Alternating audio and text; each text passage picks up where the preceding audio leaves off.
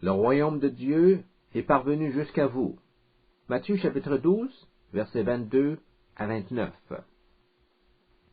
En accomplissant son ministère terrestre, Jésus a dû faire face à des adversaires hostiles à son enseignement. Cette opposition atteignit son point culminant en Matthieu chapitre 12, verset 14, lorsque les chefs religieux ont pris la décision de le faire mourir. Dès lors, ils le suivirent de près, lui tendant même des pièges, dans l'espoir d'avoir quelque chose qui puisse leur servir de prétexte pour l'accuser et le mettre à mort.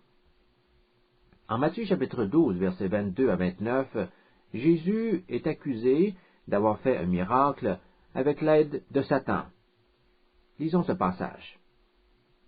Alors on lui amena un démoniaque, aveugle et muet, et il le guérit, de sorte que le muet parlait et voyait. Toute la foule étonnée disait, « N'est-ce point là le fils de David? » Les pharisiens, ayant entendu cela, dirent, « Cet homme ne chasse les démons que par Belzéboul, prince des démons. » Comme Jésus connaissait leurs pensées, il leur dit, « Tout royaume, divisé contre lui-même, est dévasté, et toute ville ou maison divisée contre elle-même ne peut subsister. Si Satan chasse Satan, il est divisé contre lui-même. Comment donc son royaume subsistera-t-il? Et si moi, je chasse les démons par Belzéboul, vos fils, par qui les chassent-ils? C'est pourquoi ils seront eux-mêmes vos juges. Mais si c'est par l'Esprit de Dieu que je chasse les démons, le royaume de Dieu est donc venu vers vous. Ou comment quelqu'un peut-il entrer dans la maison d'un homme fort et piller ses biens, sans avoir auparavant lié cet homme fort? Alors seulement il pillera sa maison. Toute la discussion qui se déroule ici a pour objet Satan, l'ennemi de Jésus et des hommes. Le mot Satan est tout simplement une translittération d'un mot hébreu qui signifie ennemi ou adversaire. Dans le langage grec, Satan est appelé diabolos, ce qui est traduit en français par le mot diable. Satan existe réellement, et l'ignorer serait une grave erreur. Chef du royaume des ténèbres, il possède le pouvoir d'infliger aux hommes autant des épreuves matérielles que spirituelles. Son activité est incessante et sa force redoutable. Sans la puissance du sang du Christ, aucun homme ne pourrait résister victorieusement au diable. Nous devons donc respecter son intelligence et nous méfier constamment de ses tactiques. Pour le chrétien, Satan est un ennemi vaincu. Christ, qui habite en vous, l'a défait publiquement à la croix.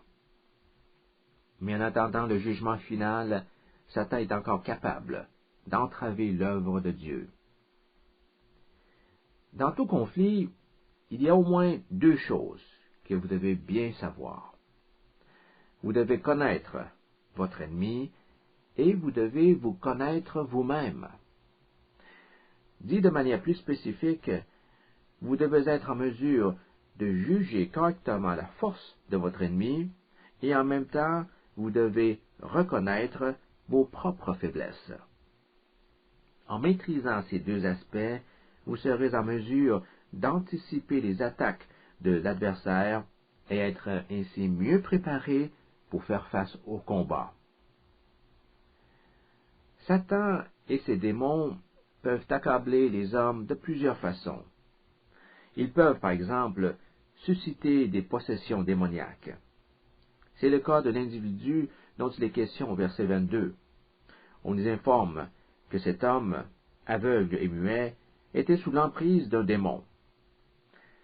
Les démons sont des esprits malfaisants, capables d'entrer dans le corps d'un homme ou d'un animal et de provoquer certaines maladies.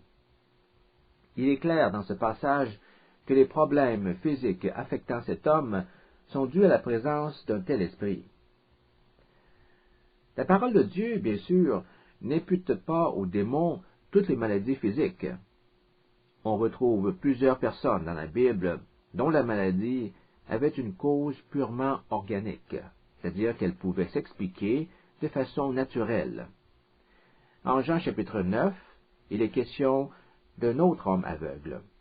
Mais dans ce cas-ci, la cécité n'était nullement liée à la présence d'un démon. Cette personne était tout simplement née avec une anomalie physique qui l'a rendu aveugle.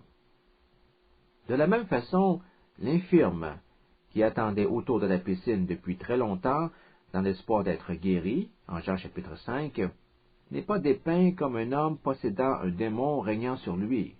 Là encore, les mauvais esprits n'ont rien à voir avec la maladie. S'il est vrai que certains troubles physiques peuvent être attribués à l'activité d'un ou de plusieurs démons, la plupart des maladies ont pour cause des phénomènes naturels. Ici, en Matthieu chapitre 12, verset 22, le lien de causalité entre la possession démoniaque et la maladie ne laisse planer aucun doute. Ainsi, après que Jésus eut chassé le démon, l'homme pouvait de nouveau parler et voir.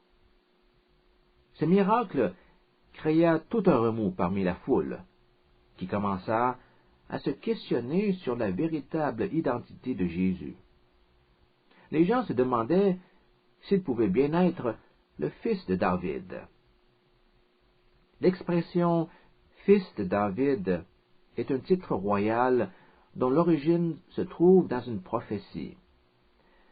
Le prophète Nathan annonça au roi David qu'un roi descendant de David allait pourvoir au salut d'Israël et établir un royaume qui n'aura pas de fin. 2 Samuel chapitre 7. Cette vision constitue le fondement de l'espérance messianique. Depuis ce temps, Israël vit dans l'attente de ce roi descendant de David, c'est-à-dire du Fils éternel de David. Les gens qui ont vu Jésus guérir le démoniaque se dirent avec une certaine excitation, « Cet homme, ne serait-il pas le fils de David? Est-il possible qu'il soit le Messie, le roi promis de la maison de David qui va venir sauver Israël? » Cette espérance était néanmoins semée de doutes, car Jésus ne correspondait pas exactement à la description du Sauveur qu'ils avaient en tête. Jésus ne semblait montrer aucun intérêt pour les affaires politiques de la nation. S'il était réellement le roi Messie promis, pourquoi ne l'a-t-on jamais vu mobiliser une armée et tenter une insurrection contre le gouvernement de Rome? Ils étaient troublés par son discours qui proclamait un salut personnel plutôt qu'une libération nationale. Celui-là n'est-il pas le fils de David? Cette question laisse la porte ouverte, autant à une réponse positive que négative. Ils voulaient vraiment y croire, mais ils se butaient à trop d'éléments discordants pour qu'ils en aient l'assurance. Les pharisiens, quant à eux, ne voyaient pas de problème. Ils avaient la certitude que Jésus ne pouvait pas être le fils de David. Dit avec plus d'exactitude, ils refusèrent de croire que Jésus puisse être le Messie. Il y aura toujours des gens qui s'entêtent à maintenir leurs opinions, même si les faits montrent clairement le contraire. Dans ce cas-ci, les pharisiens ne pouvaient pas contester le miracle qui venait de se produire. L'homme était aveugle et muet. Et maintenant, grâce à l'intervention de Jésus, il peut ouvrir sa bouche pour parler et ses yeux pour voir. Comment cette miraculeuse guérison peut-elle s'expliquer? Les pharisiens n'ont eu aucune difficulté à fournir leur propre réponse. Jésus a chassé le mauvais esprit de cet homme par la puissance de Belzéboul. En d'autres mots, ils affirmaient que la guérison et l'exorcisme accomplis par Jésus étaient dus à une aide du prince des démons, Satan. Leur réaction se comprend aisément. Si un homme refuse d'accepter qu'un phénomène surnaturel puisse être une manifestation du pouvoir de Dieu, alors sa seule alternative est de l'attribuer au diable. En accusant Jésus d'avoir eu recours à la puissance de Satan, les autorités ecclésiastiques salissaient sa renommée et se donnaient une justification pour ne pas avoir à confesser Christ publiquement. L'explication des pharisiens était fausse, pour ne pas dire trompeuse. Mais on doit convenir qu'elle soulève une vérité. Je m'explique. L'aptitude à pratiquer l'exorcisme ou accomplir des miracles n'est pas toujours d'origine divine. Elle peut certainement provenir du diable. Satan peut guérir miraculeusement.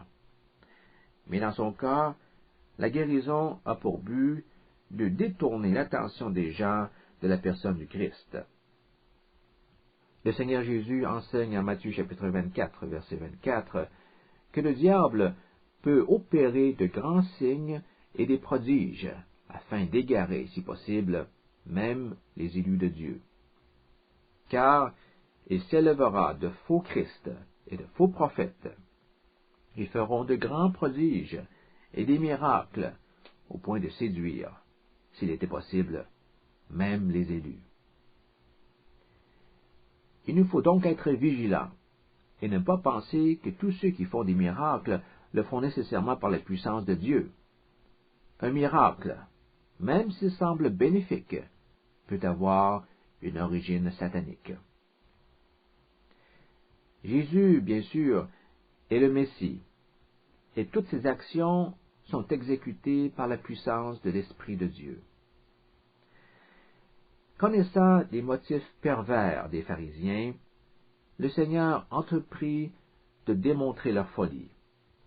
Il confond leur accusation par une illustration.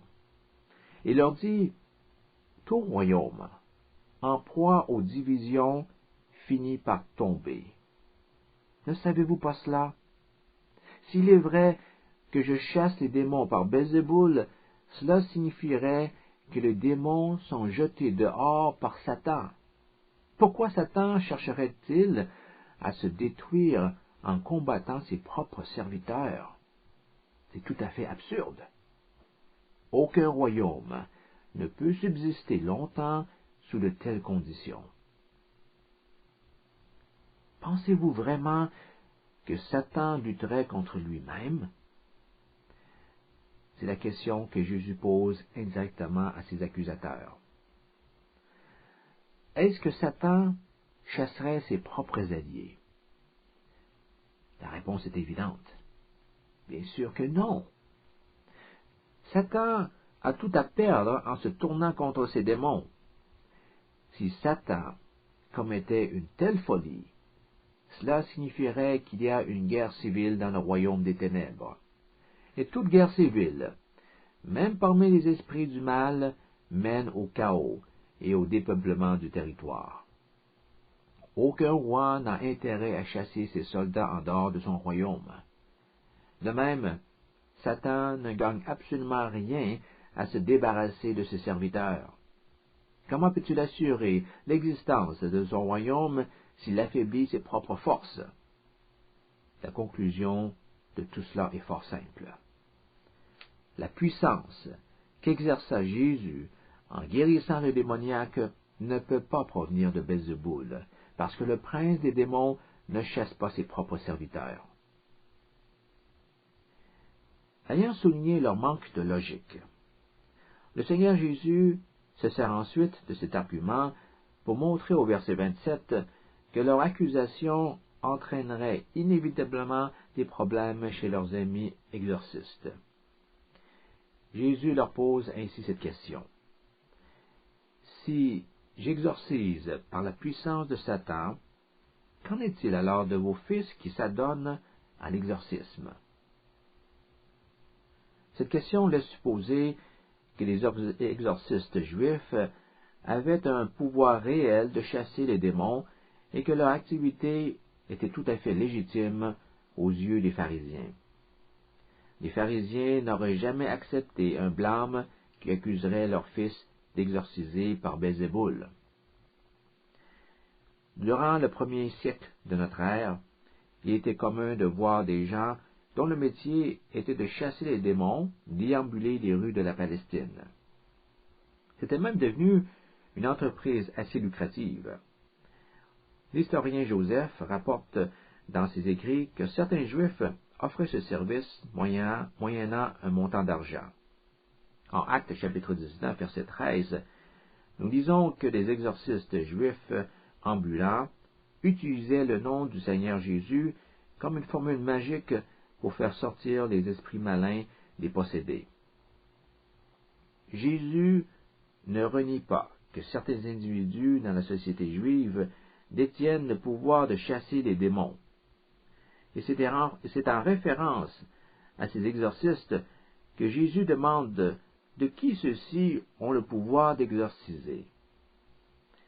S'il est vrai que j'utilise la puissance de Satan pour chasser les démons, dit-il aux pharisiens, alors vos fils, c'est-à-dire ces exorcistes, doivent également le faire avec l'aide de Satan. Car si le pouvoir de chasser les démons est satanique, alors quiconque l'exerce est de connivence avec la source de ce pouvoir. Ce que les pharisiens disent de Jésus doit par nécessité s'appliquer à tous ceux qui font la même chose.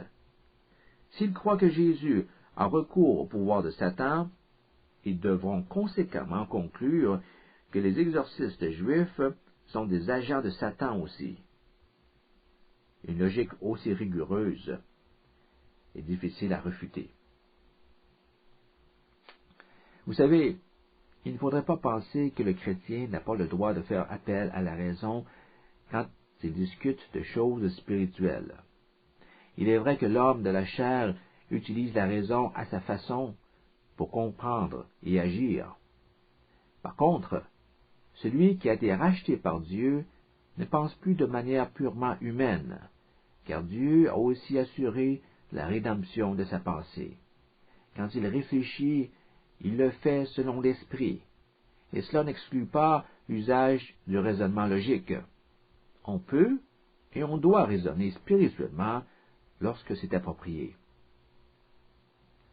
Donc, la réplique de Jésus ne laisse personne dans le doute. L'accusation des pharisiens portée contre Jésus est illogique et inconsistante. Ils ne peuvent pas mettre Jésus au banc des accusés sans reconnaître aussi que les exorcistes juifs puissent accomplir leur métier par le prince des démons. La partialité si évidente des pharisiens les mettait déjà dans le tort. Après avoir repoussé la fausse accusation des pharisiens, le Seigneur Jésus tire une conclusion des arguments qu'il vient de présenter.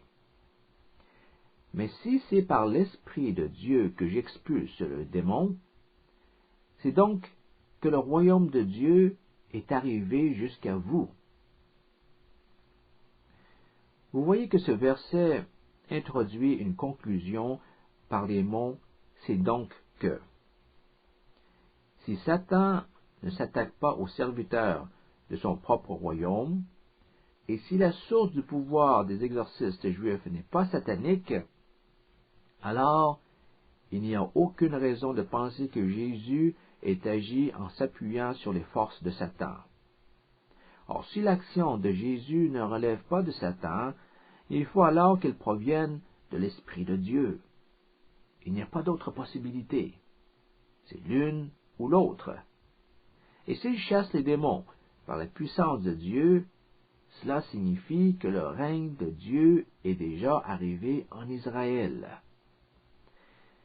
Jésus déclare ainsi qu'il est le Messie attendu, le fils de David, et qu'en accomplissant ce miracle, le pouvoir de Dieu s'est manifesté en lui. Le royaume de Dieu a déjà fait son apparition et le roi Messie marche maintenant au milieu d'eux. Si le pouvoir de Dieu est en moi, alors il est démontré que Dieu a commencé à étendre son royaume jusqu'à vous. Là où la puissance de Dieu est manifeste, c'est là que vous trouverez le royaume de Dieu. L'apôtre Paul le décrit d'ailleurs en termes de puissance, en 1 Corinthiens chapitre 4, verset 20. Car le royaume de Dieu ne consiste pas en paroles, mais en puissance. Il s'agit d'une puissance qui révèle au monde la royauté de Dieu. Et Jésus affirme que la présence du royaume de Dieu est déjà réalisée. Il est présent au milieu des hommes, ici et maintenant. Sous quelle forme le royaume de Dieu se présente-t-il sur la terre? Deux réalités se chevauchent dans l'enseignement de Jésus. Il y a une réalité actuelle et une réalité future. Dans le premier cas, le royaume est invisible, alors que dans le second cas, le royaume est visible. Dans sa phase initiale, le royaume est invisible, car il est exprimé dans le ministère de l'Esprit Saint en l'absence du roi, c'est-à-dire sans la présence physique de Christ sur terre. Jésus nous dit que ce royaume invisible a déjà commencé. Les guérisons et les exorcismes constituent des signes tangibles de sa présence. Il est possible dès maintenant d'y entrer par la foi et la repentance. Donc, même en l'absence du divin roi, le règne souverain de Dieu se réalise chez ceux dont la vie obéit aux règles fixées par Dieu. Cependant, la réalité ultime du royaume de Dieu n'est pas encore pour cet âge. Nous n'y entrerons que dans l'avenir. Toutes les promesses de l'Ancien Testament seront accomplies lorsque Jésus reviendra sur la terre pour instaurer en personne son règne. Nous assisterons alors à l'établissement d'un royaume glorieux et visible. À ce moment, l'histoire de l'humanité prendra fin, et la prière « Que ton règne vienne, que ta volonté soit faite sur la terre comme au ciel » sera entièrement exaucée. Au verset 29, le Seigneur Jésus consolide la déclaration dans laquelle il démontre qu'il ne peut pas être de connivence avec Satan. Il raconte alors l'histoire d'un homme fort et dit que cet homme doit être attaché avant de pouvoir le dépouiller de ses affaires. L'homme fort désigne Satan, un homme qui surveille étroitement ses avoirs. Bien qu'il soit doué d'une grande force, il est vaincu par quelqu'un de plus fort. Jésus, plus fort que Satan, pénètre dans sa maison, le ligote et s'empare de ses biens. Ces biens représentent vraisemblablement ceux sur qui Satan exerce son pouvoir. Donc Jésus entre dans l'empire diabolique de la mort, entrave l'activité du prince des démons et en libère les prisonniers.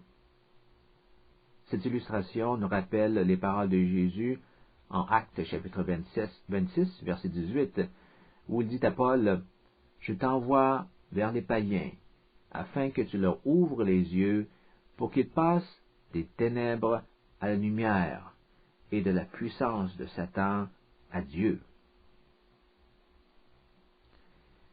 Prenez note que Jésus présente Satan comme une personnalité réelle, et non pas comme une quelconque entité matérielle. Le mal n'a pas d'existence en soi. Pour que le mal puisse exister, il faut qu'il y ait un instigateur. C'est pourquoi on ne peut pas discuter du mal sans pointer à la fois l'auteur du mal. Il en est de même du bien. Le bien et le mal ne peuvent pas exister indépendamment de la personne qui fait le bien ou le mal. C'est sous cet angle qu'on peut comprendre Matthieu chapitre 19, verset 17, où il est écrit qu'il n'y a de bon que Dieu seul. La bonté doit son existence à Dieu. Celui-ci est l'auteur du bien. Sans la personne de Dieu, le bien n'a rien qui lui permette d'exister.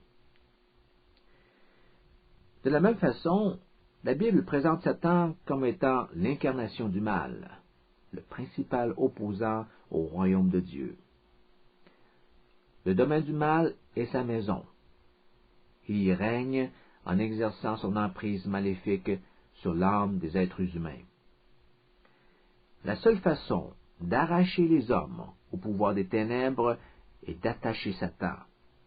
Mais il y a un problème.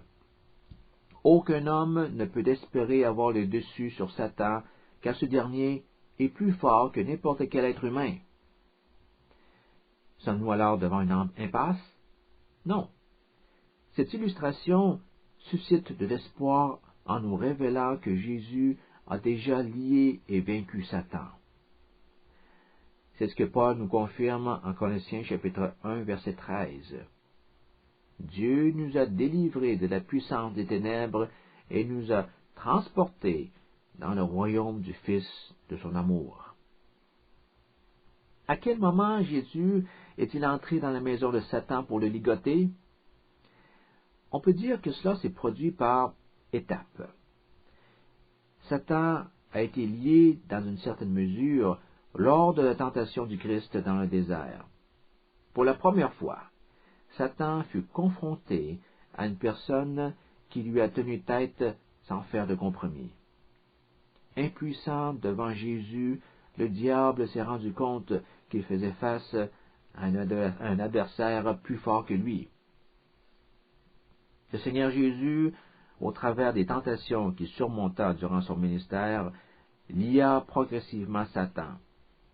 À chaque victoire, Jésus imposa sa domination sur les forces du mal. Le temps de Satan est maintenant compté. La tension était forte au jardin de Gethsémani, où Jésus, écrasé par le poids de la malédiction, demanda au Père s'il existait un autre moyen de sauver les pécheurs sans qu'il aille à la croix. Les mains du diable furent liées dramatiquement quand Jésus montra qu'il ne désirait rien faire qui puisse contrarier la volonté de Dieu. Satan a été officiellement lié au moment de la crucifixion du Christ. Jésus était le sacrifice parfait, le seul qui puisse être offert pour justifier les pécheurs coupables. Et c'est à la croix que Jésus a publiquement triomphé du malin et a brisé sa puissance. Colossiens chapitre 2, verset 15 le décrit en ces termes. Il a dépouillé les dominations et les autorités, et les a livrées publiquement en spectacle, en triomphant d'elles par la croix. La mort et la résurrection du Christ ont été une victoire décisive pour les prisonniers du domaine de Satan. Et finalement, Satan sera lié de façon définitive et éternelle lorsqu'il sera jeté dans l'étang de feu. Apocalypse chapitre 20, verset 10. Alors, une ère nouvelle débutera, un nouveau monde où la présence du diable sera complètement exclue. Cependant, la Bible nous avise d'être continuellement en garde contre les ruses du diable.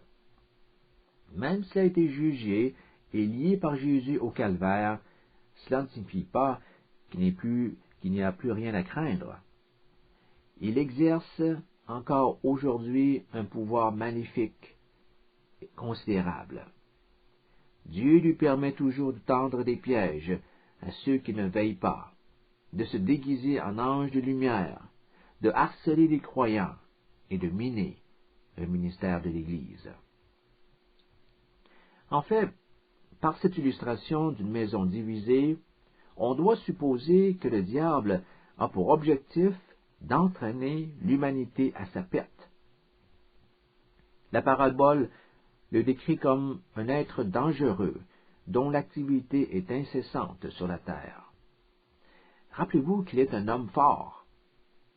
Luc chapitre 11, verset 21, ajoute qu'il est très bien armé, capable de meurtrir gravement les croyants. L'apôtre Pierre le compare à un lion rugissant qui parcourt le monde, cherchant quelqu'un à dévorer. Le mot grec pour dévorer est traduit par le verbe engloutir en Hébreux chapitre 11 verset 29. Ce verset raconte comment les armées du Pharaon furent englouties par la mer Rouge quand les eaux reprirent leur place habituelle après le passage du peuple hébreu. Les mots dévorer et engloutir brossent ainsi un tableau très frappant du pouvoir destructeur que Satan peut infliger aux êtres humains.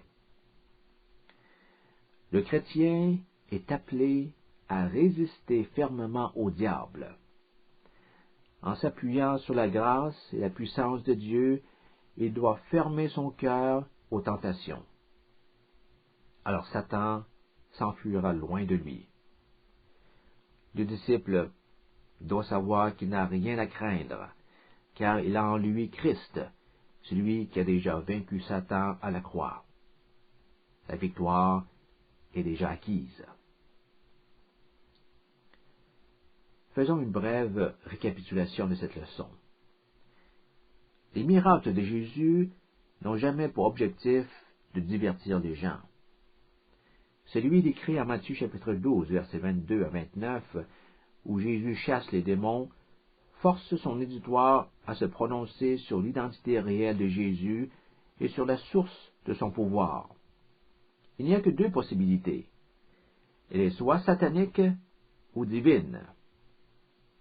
Jésus élimine la première hypothèse par le raisonnement suivant. Si nous avançons que Jésus exorcise par la puissance de Satan, alors il faudrait conclure que Satan lutte contre lui-même, une affirmation impossible à soutenir. En outre, cette même affirmation laisserait supposer que les exorcistes juifs exercent leur pouvoir avec l'aide de Satan. Il est certain qu'aucun pharisien n'accepterait l'idée qu'un seul de leurs amis exorcistes soit un complice de Satan. Si la première hypothèse est erronée, alors on se retrouve dans une situation où il faut accepter la deuxième hypothèse. Jésus chasse le démon par la puissance de l'Esprit de Dieu. Or, si le pouvoir de Dieu est manifesté en lui, nous avons la preuve indéniable que le royaume de Dieu est maintenant arrivé. Le Seigneur Jésus voudrait que tous aient l'occasion d'entendre la proclamation du royaume. Pour le recevoir, chacun a une décision personnelle à prendre. Il n'est pas dans sa volonté de l'établir de façon autoritaire.